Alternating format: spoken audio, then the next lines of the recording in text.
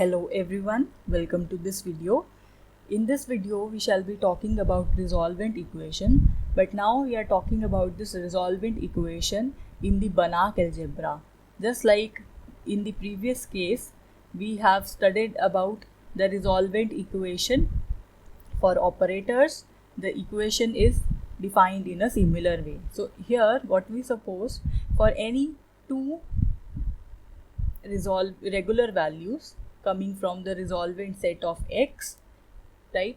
The resolvent equation is given by v of mu minus v of lambda, that is equal to mu minus lambda v of mu v of lambda, where what is v of lambda, it is defined in a manner associated with that of operator. So that means it is defined like this: x minus lambda e raised to power minus 1.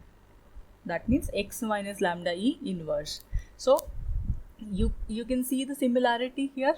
The operator v lambda, that which is defined like this, x minus lambda e inverse, where x is some element coming from the Banach algebra. This could be related to the resolvent operator, this rho of t, right? Or I can say it could be defined like this: r lambda t, which was defined in this way, t minus lambda I inverse. So you can see the similarity here. So based on this similarity, we are now proving that this equation is the resolvent equation in the Banach algebra. As for the proof, we assume that two complex numbers lambda and mu, they belong to the resolvent set, that means rho of x.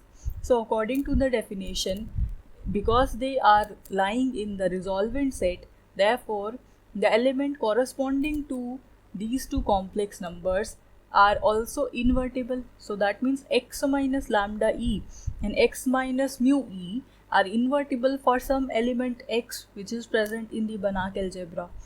So therefore, if we define v of lambda to be this inverse and v of mu to be this inverse, why on v of lambda and why v of mu? Because they depend directly on lambda and mu.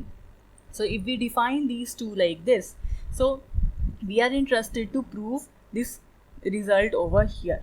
So for that, what we do, we consider this left hand side. So what would be your v of mu minus v of lambda? So according to definition, you could write identity here and you could write identity here. There is no problem doing that. Now also you know that this thing v inverse lambda into v lambda, that is nothing but identity, because these two are inverse of each other. How you can say that? Because if you take the inverse of this lambda, what is v lambda? V lambda is x minus lambda e inverse. So when you take the inverse of v lambda, so it would be the inverse of this element and it is equal to x minus lambda e only. So you can see that these two, they are inverse of each other. So according to that, here we are inserting, instead of e, we are inserting this variable v inverse lambda, v of lambda, and instead of this e, we are inserting v of mu, v inverse of mu here. And now what you can do from both of these terms, you can see you have v of mu here, v of mu here, so you have v of mu here.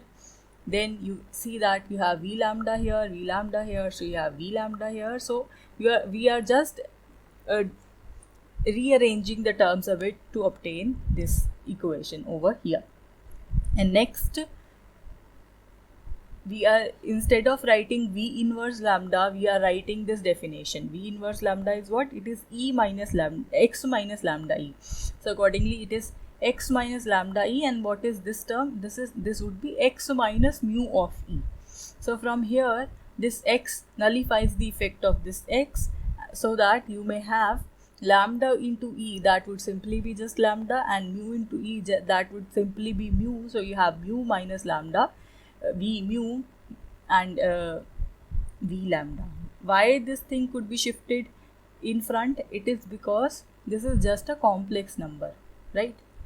So you could take this number outside of these other two terms. So this is the right hand side of the equation that we wanted to prove here. So hence we have proved that the resolvent equation holds in case of Banach algebras as well. So I hope you understood this very easy proof. I'll see you in the next video. Thank you for watching.